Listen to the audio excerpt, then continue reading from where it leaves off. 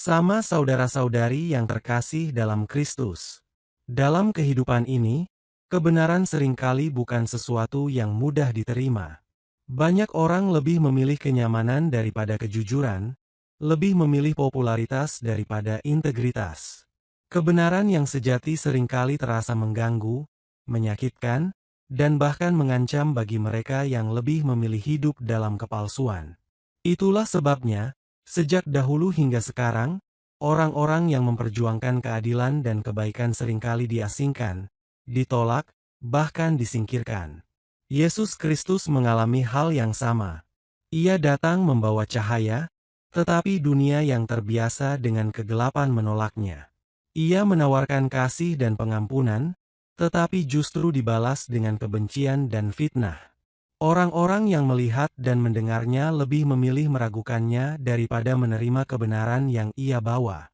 Mereka mengenal Yesus hanya secara dangkal, sebatas nama, asal-usul, dan latar belakangnya, tanpa benar-benar memahami siapa dia sebenarnya.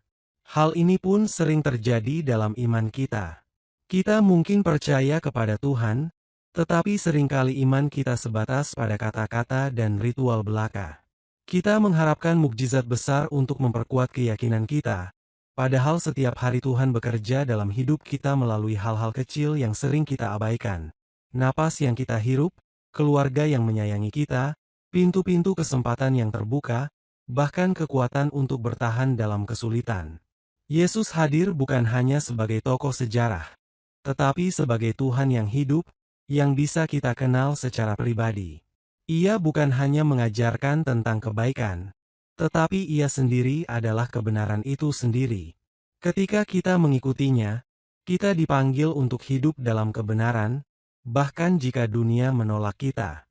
Menjadi pengikut Kristus berarti berani memperjuangkan kejujuran dalam pekerjaan kita, berlaku adil dalam relasi dengan sesama, dan tidak tergoda oleh jalan pintas yang mengorbankan prinsip-prinsip iman. Kadang, itu berarti kita harus menghadapi penolakan, kesepian, atau bahkan penderitaan.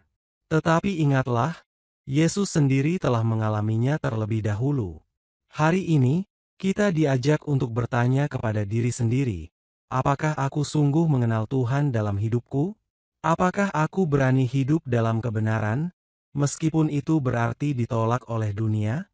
Iman sejati bukan hanya soal mengenal Tuhan dari jauh, tetapi mengalaminya dalam kehidupan kita sehari-hari.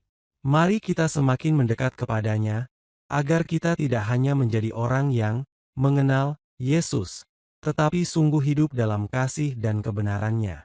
Semoga bacaan Injil hari ini dapat menginspirasi aktivitas dan kegiatan kita hari ini. Jika video ini memberkati Anda, jangan lupa untuk like, subscribe, dan share.